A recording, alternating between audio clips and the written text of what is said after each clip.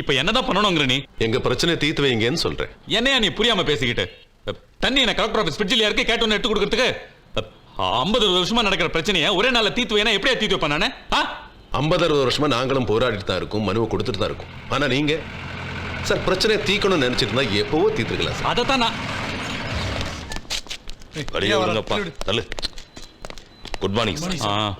முதல்ல இந்த கூட்டத்தை கிளியர் பண்ணி நான் வெளியே போய் ஏற்பாடு பண்ணேன் சார் இந்த கூட்டத்தை எப்படி கலைக்கிறது?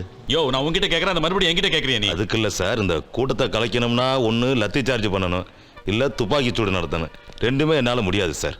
ஏன்யா சார் ஏற்கனவே இந்த ஊருக்காரங்களுக்கு என் மேலே ஏகப்பட்ட கடுப்பு. இப்போ நான் மட்டும் அவங்க கையில் மாட்டினேன்னு வச்சுக்கோங்க, ஊரே ஒன்று கூடி எனக்கு போட்டுருவானுங்க சார். சரி வேற ஏதாவது பண்ணி தொலை.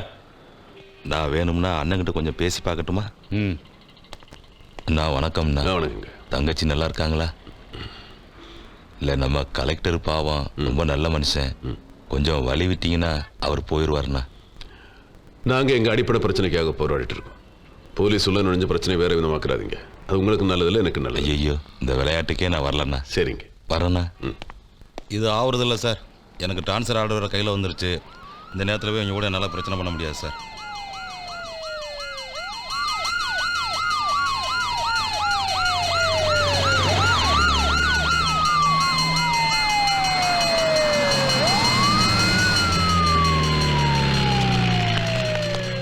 சார் பிரச்சனை மினிஸ்டர் வரைக்கும் போயிடுச்சு, அதான் வாட்டர் லாரியோட வந்திருக்கேன்.